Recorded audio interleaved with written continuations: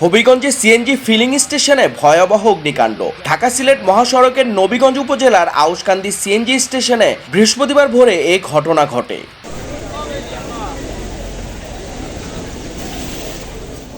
আগুনে পুড়ে গেছে অফিস, শয়নকক্ষ, একটি যাত্রীবাহী বাস ও আশেপাশের বিভিন্ন স্থাপনা। ক্ষয়ক্ষতির পরিমাণ প্রায় ৫৫ লাখ টাকা, তবে অক্ষত রয়েছে ফিলিং মেশিন।